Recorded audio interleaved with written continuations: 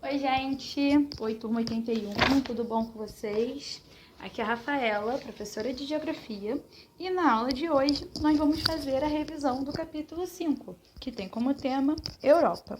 O conteúdo vocês podem encontrar a partir da página 15 da nossa apostila. Vamos nessa? No capítulo 5, nós nos dedicamos, a estudar aspectos naturais, aspectos físicos do continente europeu.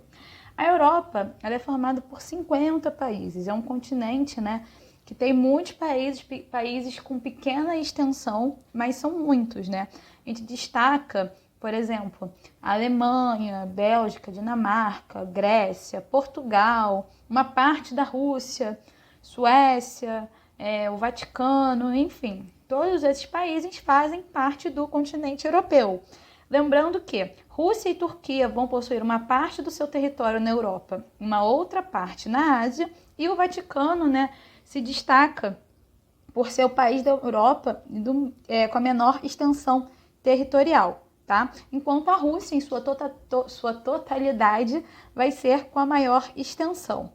Tá? O continente europeu, como eu já mencionei, ele é pequeno em extensão, um dos menores continentes, ele só supera a Oceania, mas vai ter muitos países de também extensão menor, tá? A localização da Europa é no hemisfério norte, tá? E vai estar fisicamente ligada à Ásia, e juntas elas vão ser conhecidas como Eurásia.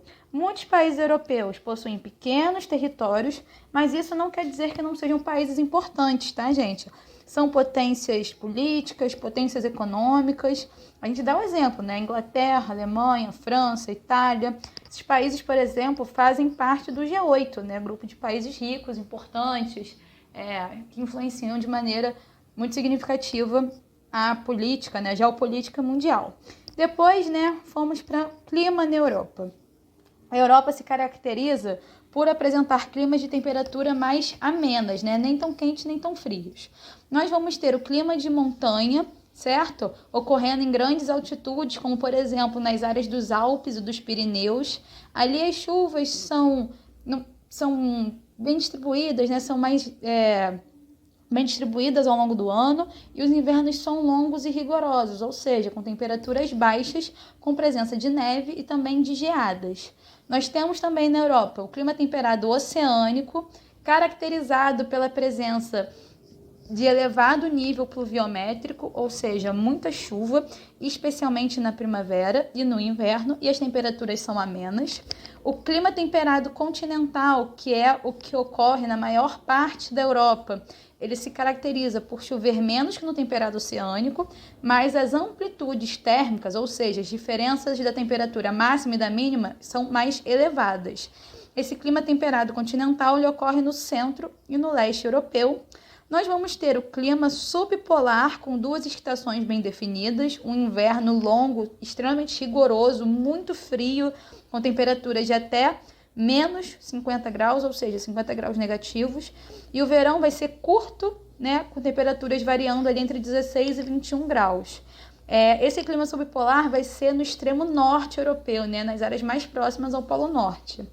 Por fim, nós destacamos a presença do clima mediterrâneo, caracterizado por verões quentes e secos, sem chuvas, e invernos com chuvas, invernos chuvosos e mais amenos, Esse clima ele vai ocorrer, na porção sul da Europa.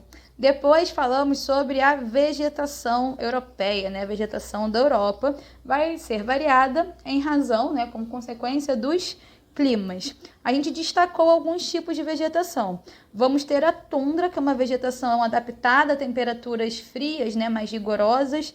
Então, ela vai ser uma vegetação comum nas regiões de clima subpolar, constituída por musgos, gramíneas e arbustos. Temos a floresta de conífera, formada por pinheiros nas áreas do norte europeu. Temos a floresta temperada, composta por pinheiros e outras árvores, como a faia e o carvalho. Estepes, ali composta por gramíneas, por plantas herbáceas, provenientes dos solos mais férteis. E a vegetação mediterrânea, acompanhando o clima mediterrâneo. Essa vegetação ela é composta por plantas xerófilas, típicas de regiões secas, adaptadas a uma escassez de água. Depois falamos sobre o relevo europeu, né? Sobre as formas de relevo.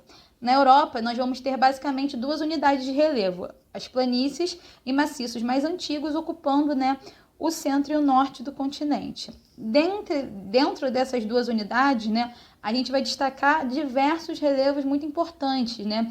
Os Pirineus, ali localizados entre a França e a Espanha. Nós temos os Alpes na França, Itália, Alemanha, Suíça e Áustria. Vai perpassar todos esses países. Temos, né, os Montes Apeninos na Itália. Temos os Cárpatos, localizados na Eslováquia, Polônia, Ucrânia e Romênia. O Cáucaso, entre o Mar Negro e o Mar Cáspio.